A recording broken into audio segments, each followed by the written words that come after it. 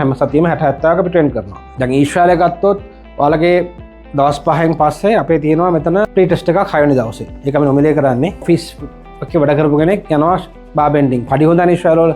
ඒතර මෙතනින් ඔයා බාර් බෙන්ඩර් සිලෙක්ට් වෙලා ඒ අර මොමන්ට් එක ටෙස්ට් එක බලන්න විනාඩි 5යි 10යිනේ.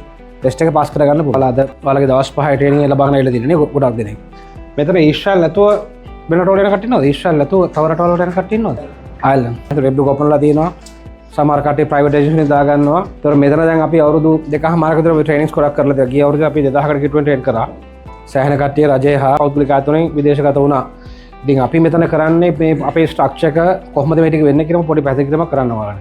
ඊට පස්සේ ප්‍රශ්න තියෙනවා නම් මගෙන් අහගන්න පුළුවන්. ඒකට ඉඳිකිරීම අංශය ගන්නකො. ඉඳිකිරීම එකේ දැන් අපි කරන්නේ විතර දවස් 5 ප්‍රෝග්‍රෑම් එකක්. දවස් 5ේදී අපි දෙන්නේ ඔයාලට අඩිතාලම. ෆන්ඩමෙන්ටල්ස් කියලා තියෙනවානේ. දැන් ඔයා බාර් බෙන්ඩර් කෙනෙක් වෙන්න පුළුවන්, ෂටරින් කාපෙන්ටර්, ටයිලර් කෙනෙක් වුණත් සාමාන්‍යයෙන් කොහොමද ටයිලර් කෙනෙක් වෙන්නේ ඔයා? කොහොමද ෂටරින් කාපෙන්ටර් එකේ ෆන්ඩමෙන්ටල්ස් ටික අඳුර ගන්න?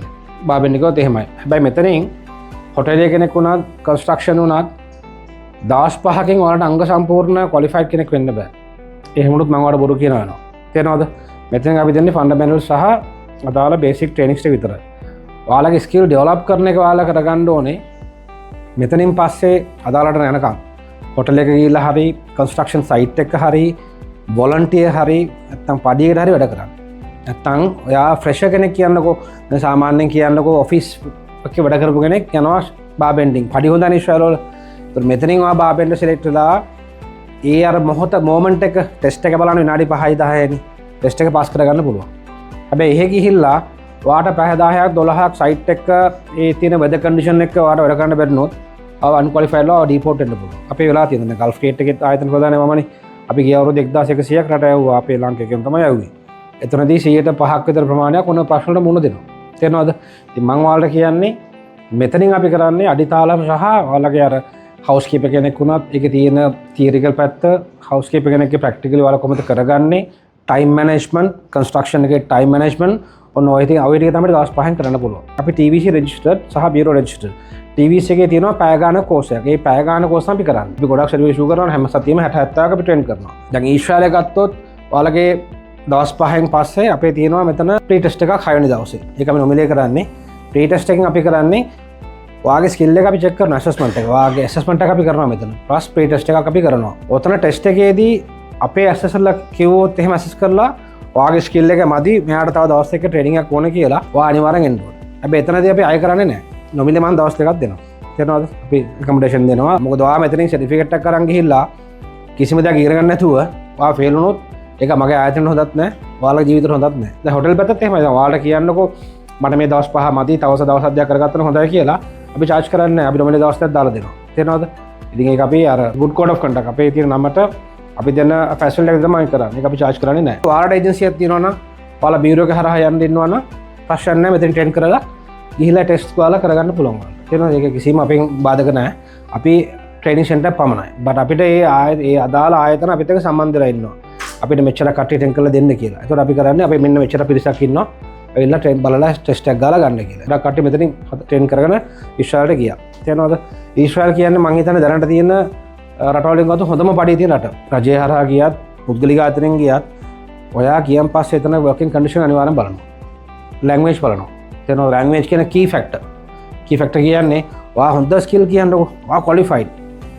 එතන ඔයාට කමියුනිකේට් කරන්න බැර නම් ඔයා ටාස්ක් එකක් දෙනවා කියන්නකො. ඒ ටාස්ක් එකක් ලියලා දෙනවා.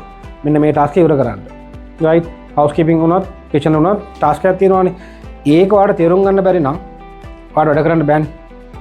ලැන්ග්වේජ් තමයි කී පොයින්ට් එක. ඊට පස්සේ තමන්ගේ ස්කිල් එක.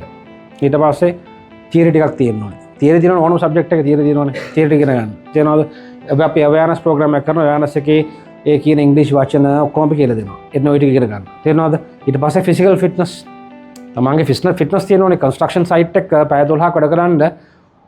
දැන් මෙතන කන්ස්ට්‍රක්ෂන් කරපු කටින් නේද? කලින් වැඩ කරපු 1යි 2යි 3යි 4යි 5යි. අනික කට්ටිය වැඩ කළා නෑනේ. හවුස් කීපින් ගන්නකො. බ්‍රේක් නෑනේ. හවුස් කීපින් එකේ දෙන්නේ සාමාන්‍යයෙන් ටයිම් නේ.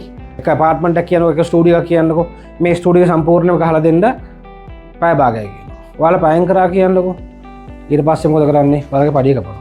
මොකද එයාට පාඩුයිනේ. මොකද තව රූම්ස් 50ක් විතර ඇති ලයින් අප් එකේ හවුස් කීපින්. හවුස් කීපින් කියන රිස්ට්‍රෙස් ජොබ් එකක්. ලේසි නෑ ජොබ් එක. හවුස් කීපින් ලගේ මාර ස්කෙඩියුල් එකක් තියෙන්නේ. ඒ පැය භාගයට ගහන පැය භාගයට ගහන්න ඕනේ. අනික හවුස් කීපින් එක ස්පොට්ස් බලනවා ගොඩක්. ස්පොට්ස් කියන දන්නව නේද? දැන් ඔය ඔයාලා මෙතනින් මේ ප්‍රදීප්සා කියලා දේ ඔයාලට දැන් සාමාන්‍යයෙන් ඔය ඇවිදිනවා කරනවානේ ක්ලීන් කරලා බාත්රූම් වැකියුම් මොපින් එහෙම කරගෙන යද්දී ඔය ඩස්ටිං එහෙම කරද්දී මෙන්න මෙහෙම වෙලා අල්ල බලනවා.